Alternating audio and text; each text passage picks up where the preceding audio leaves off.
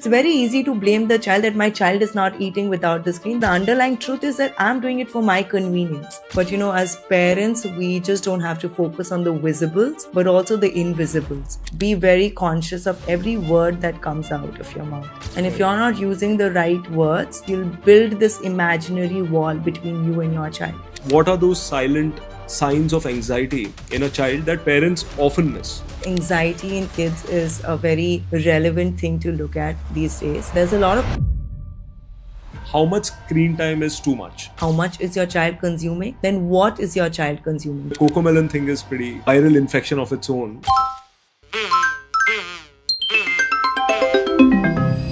I feel they've been designed to release dopamine. Very saturated. The visuals shift very quickly. When we talk about holistic growth, it sounds a mouthful, but what does it practically mean? One kid swiped 1.5 lakh rupees on his 1.5 father's lakhs to buy Roblox. I think sometimes you must have boundaries, but within those boundaries, you have to create some freedom. Parents want to be the safe space for their kids, right? How can a parent be that safe space for their kid? Yeah, so Hello everyone, and welcome back to the Gritzo Podcast. I'm your host, Sushant Kotian, and today we are here to uncover a very complex yet close topic to parents, your child's growth. When you hear the word growth, there's a lot of images that comes into your mind. That inch tape when you're measuring your kid's height against the wall to see whether they're taller, shorter, or doing well amongst their peers. Or that number on the weighing scale, where you're checking whether that number is good enough for them to be overweight, underweight, etc. So I think it's a very complex topic when you talk about growth. But here's the thing, growth is not just physical. It's mental, it's social, it's emotional. And here today we are talking about holistic growth. So like in every podcast, we invite an expert to go deeper into the topic, to help you parents to get some actionables out of it. So today also we have an expert here with us. She's one of the pioneers when it comes to parental coaching in India. She's the founder of Easy Parenting Hub, which has over 20,000 mothers enrolled with her. And her vision is to help mothers be God-conscious and raise God-conscious children. The great part about her is her content. She breaks down complex topics and makes it easy for parents to consume and also action it in their daily lives. And obviously when you make good content, there's obviously a lot of following to have, right? So she has over 800,000 followers on Instagram and more added every day. So please welcome Riddhi Deorah. Hi Riddhi, welcome to our podcast. Hi Shashank, thank you for having me here. So we are very excited to have you because me and my team, whenever we try to brainstorm about a podcast, we want to get an expert in. So we try to get your time and we are happy to have your time because it's precious. So thank you for joining us again. Yes, my pleasure. So Riddhi, let's start with the basics. When we talk about holistic growth, it sounds a mouthful, but what does it practically mean? So yeah, I think that's a very relevant question because, when I'm speaking to mothers in my community, they're mostly very concerned about physical growth. Like, the weight of my child is underweight, my child is not eating enough, or my child is 10, but he looks like a 6-year-old, he's not tall enough. So I think mostly because that's what we can see. But, as parents, we just don't have to focus on the visibles, but also the invisibles. Right. So there are different quotients like, the emotional quotient, intelligence quotient, the social quotient is your child interacting. Then, of course, the mental and spiritual, I feel, is very, very important. Because I feel for children to be resilient, parents should also focus on this spiritual angle of parenting. Because with so much pressure, competition, we are always like, my child should be intelligent, my child should be smart, my child should be strong and very confident, should speak very confidently. But what we miss out on is this spiritual quotient and also adaptability quotient.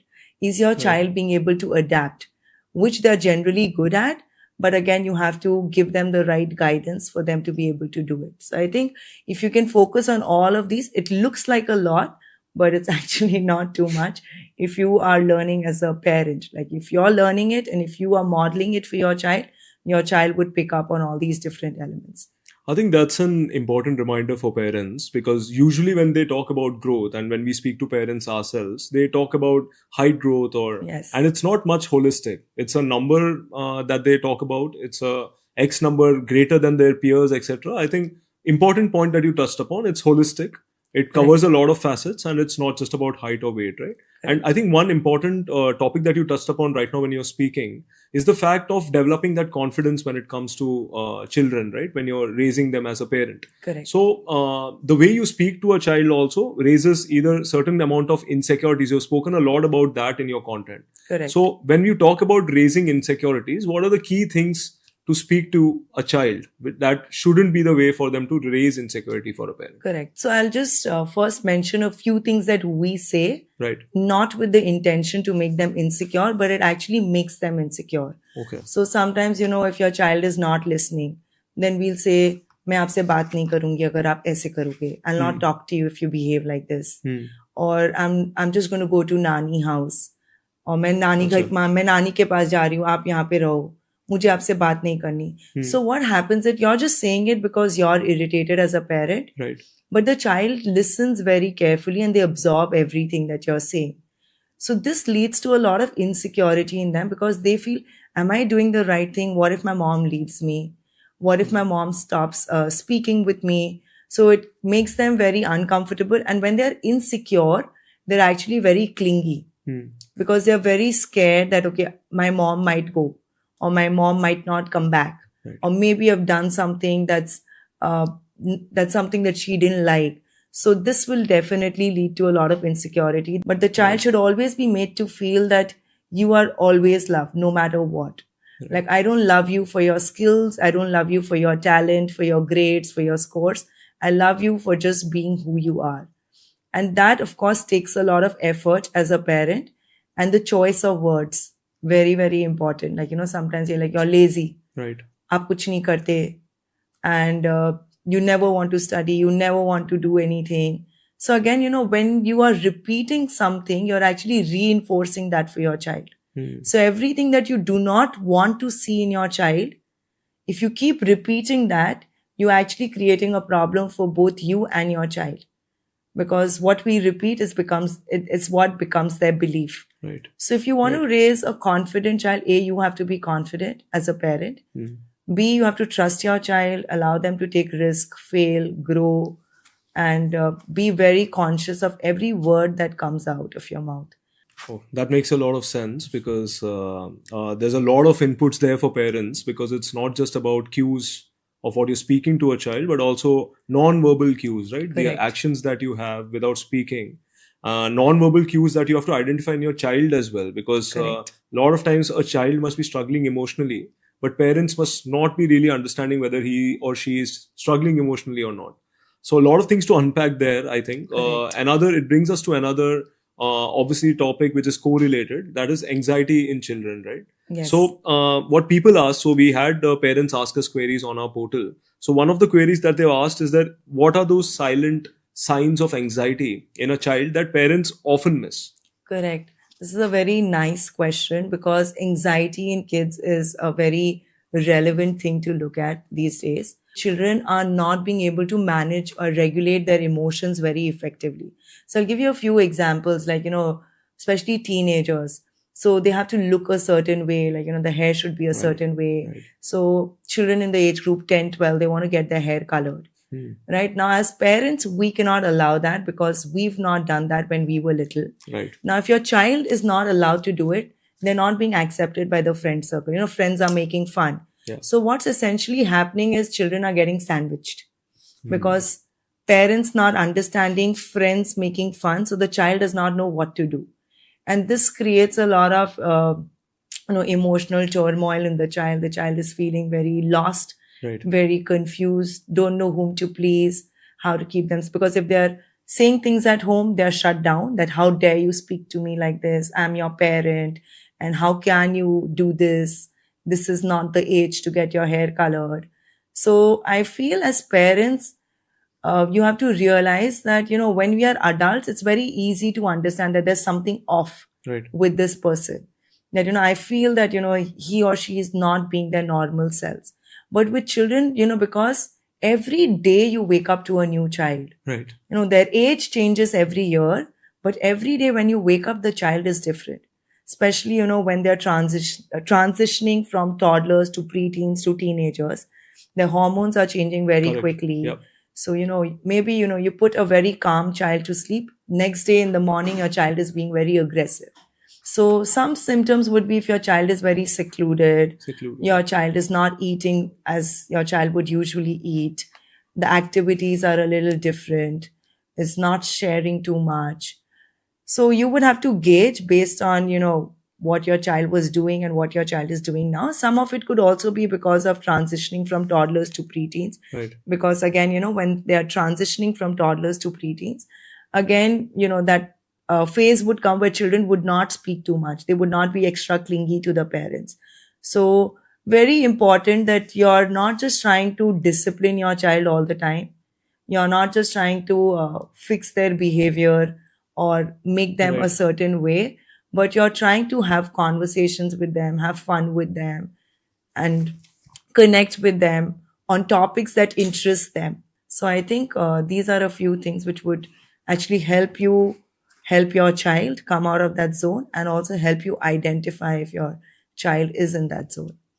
I think great tips for parents, Riddhi, because you talked about kids getting sandwiched between their friends and Yes. parents, right? When we speak to parents, it's often parents feeling they are sandwiched between their parents and their kids because the way they were raised, that's a completely different way of them being raised, right? So they are very conscious of not doing the same things because they don't want to raise their kids the same way.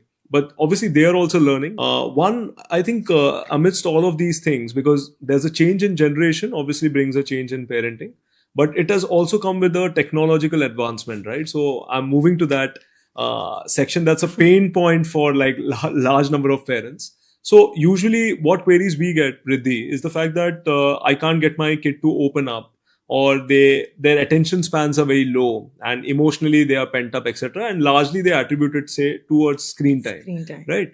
And it's a burning issue, right? You would have been getting it yourself in the comments. For us also, we get the same thing, ki make some video bana do, burning issue hai, screen time pe video bana do. So first, I think one question comes up into my mind is how much screen time is too much? Like, does it depend on the age of the kid? Because obviously when they evolve, they are meeting their peers and they want to watch more. So how much screen time is too much? What would be your take? Correct. So I think it would depend on the age of the child for sure.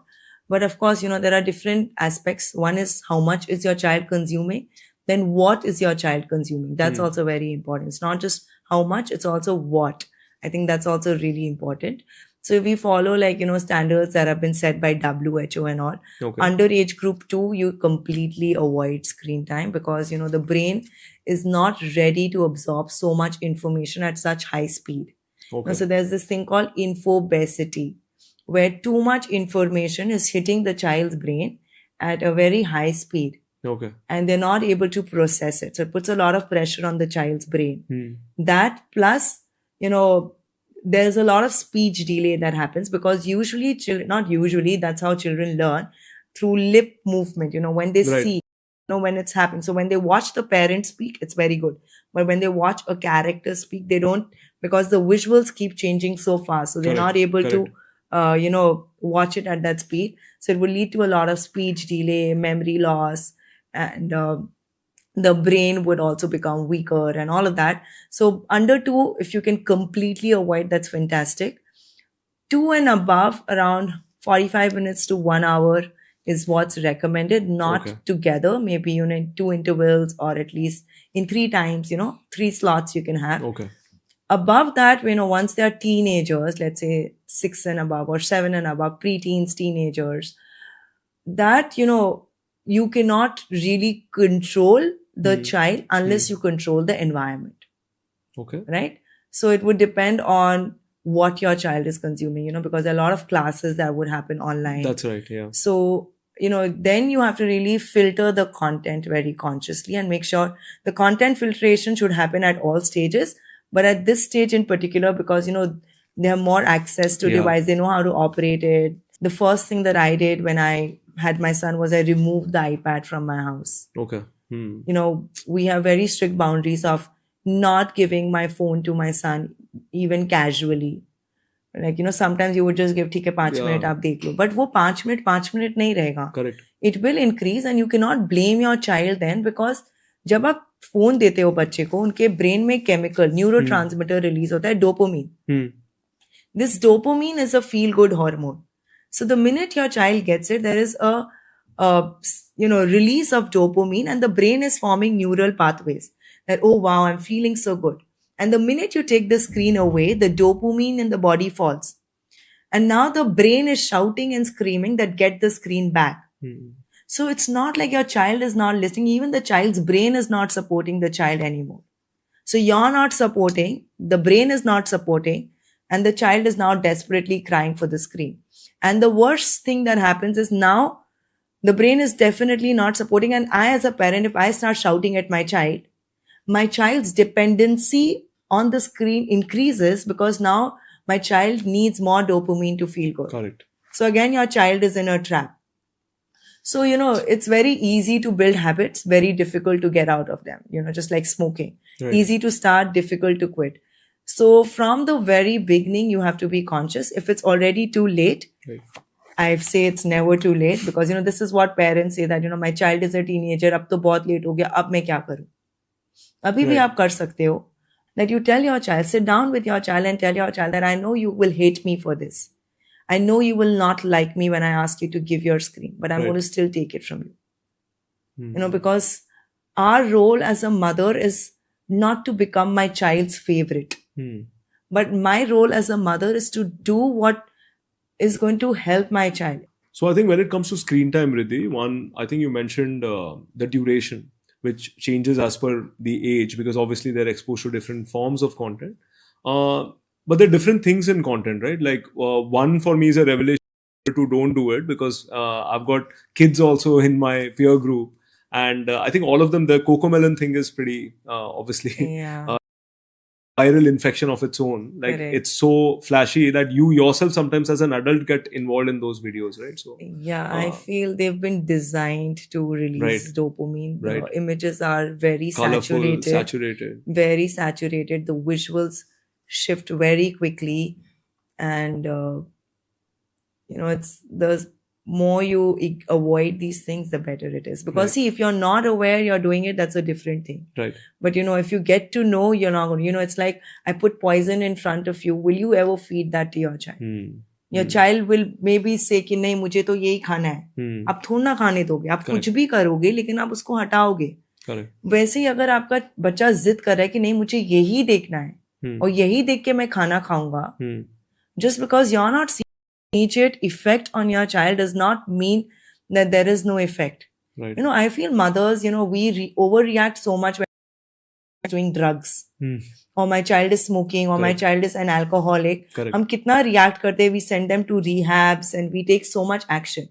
But I feel screen is worse than that, because it's silently numbing your child every single day.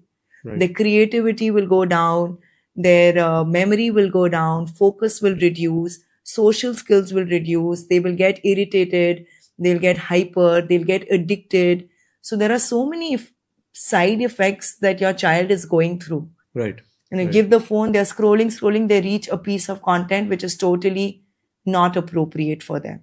And there have been so many cases in the community where children have watched like some horror thing and they've not been able to sleep for days. This air crash that happened. Yeah. One child sat and he consumed that content for 2 hours with his grandparents on the big screen. Okay. And after that, he was so scared that he's refusing to put his foot down from the bed.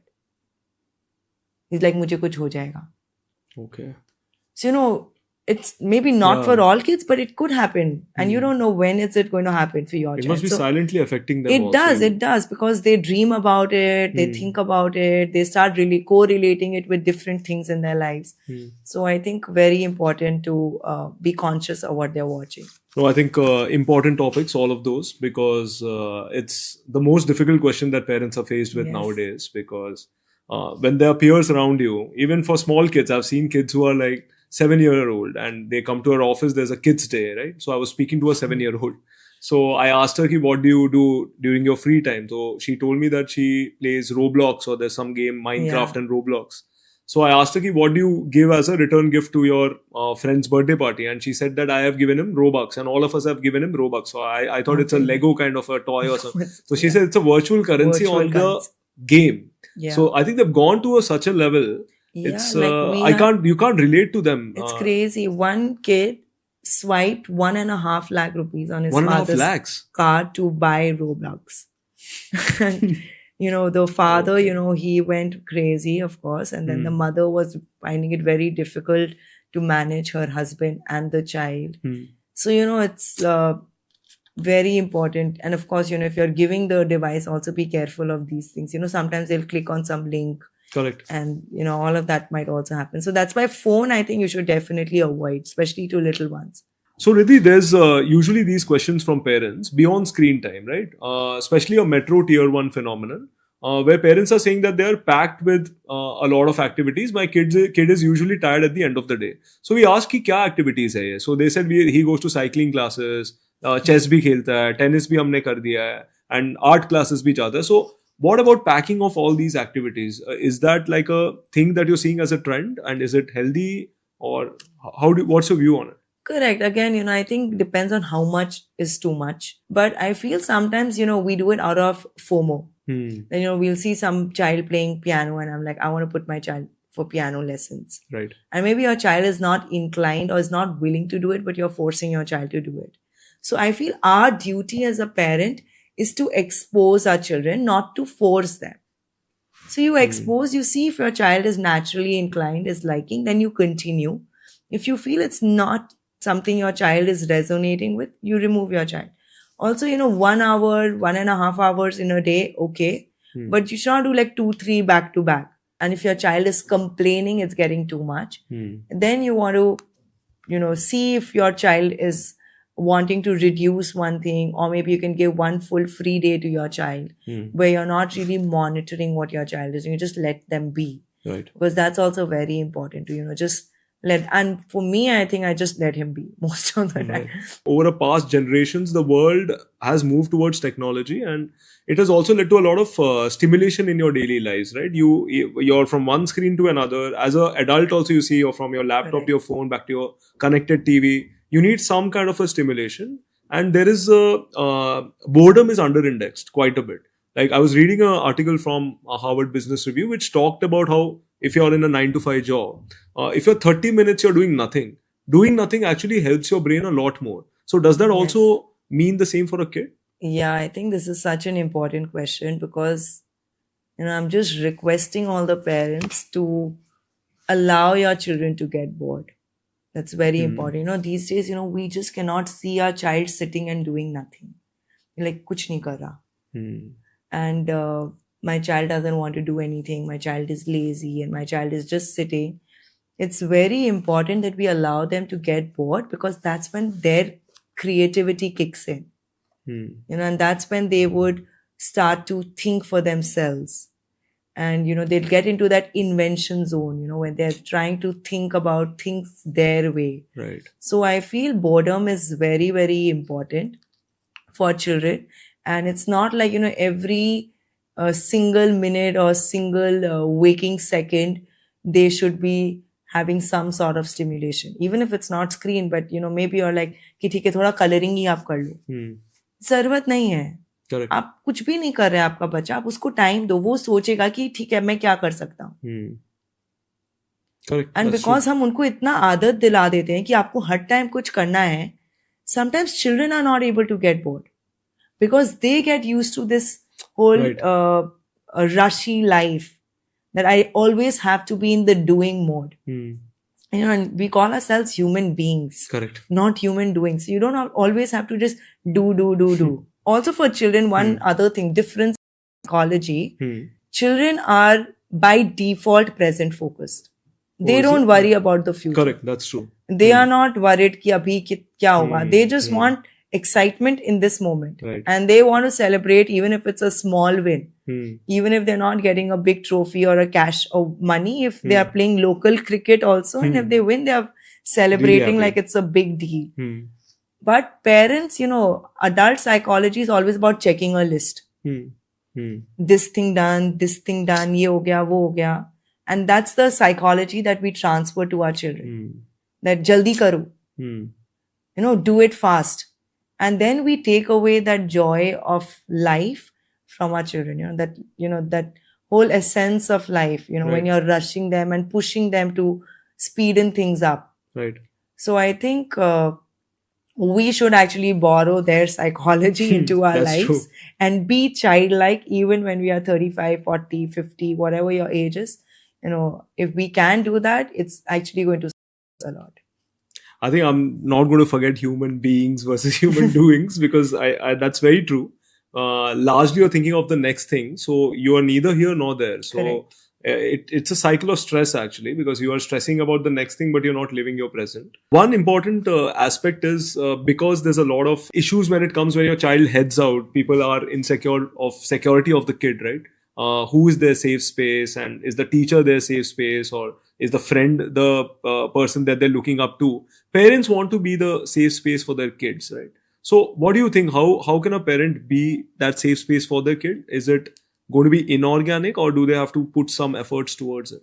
Yeah, so very beautiful question. I'll just explain, Sure. draw from Bhagavad Gita here. Hmm. Just like you survived, Right. your child will survive.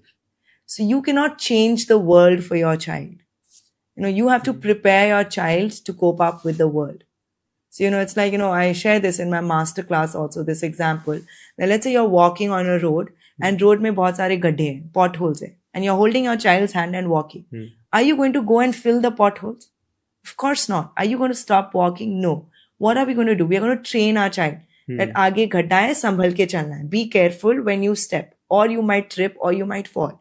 That's exactly what we need to do. So it's not like you can change the teacher, or you can change their friends, or you can change every single person that your child is interacting with. You have to train your child. You're in a world where you'll find all types of people. You'll see them doing all sorts of things.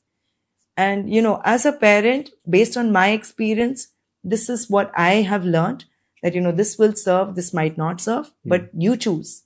And have an open channel of communication. That is very important. And if you can either judge your child or you can love your child. You cannot do both. So if you are giving that access to you, where your child can come and share anything with you, even if they've made the That's worst important. mistake, I think that's the biggest gift that you can give to your child. There was this movie that sort of became viral in the US. It had come in one of the OTT platforms in India. It was called Adolescence. So it was largely about societal pressure due to social media. And it's a teenager who had to sort of lie his way through. He took somebody's life, etc. And more stories came up in the US saying that it's common parlance. It's not nothing new. Not just US, now India. India also. Imagine, absolutely. I have 20,000 mothers and I have so many such stories. If you look at whole of India, there are so many stories that, we would never hear of. Correct. And you don't know what triggers those kids, right? That was a small emoji that triggered him. Actually, that was the reason for him to take somebody's life. So you don't know what triggers nowadays in a social media led world, right? So being that safe space, I think, like you said, opening up that dialogue with your kid, being that safe space that no matter what happens, you come and tell me first. Because otherwise you can be into a web of more trouble, right? And this, again, I want to just mention something here. Sometimes, moms will say that, I keep telling my child that कुछ भी होगा आप मुझे आके बोल सकते हो. Right. कुछ भी होगा आप बता सकते हो मुझे. I'm your mom, you can.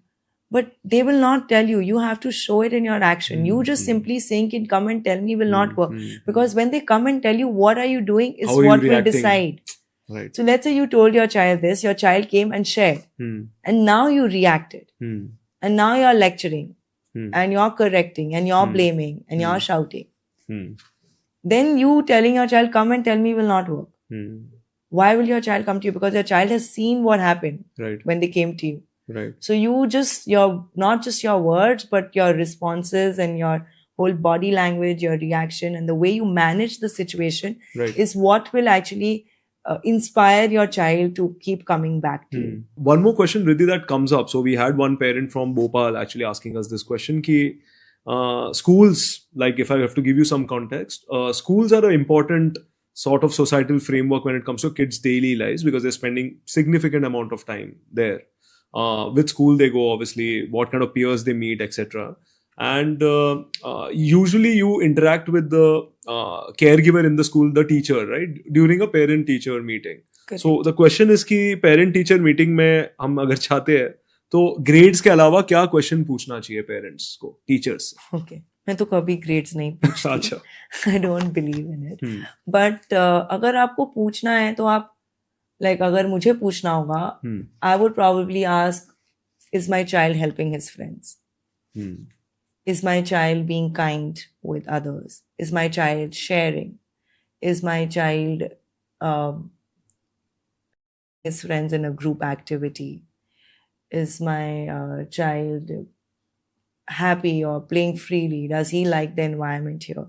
So maybe questions that are more focused on values, not numbers, kindness, honesty, helping, sharing, loving, taking charge.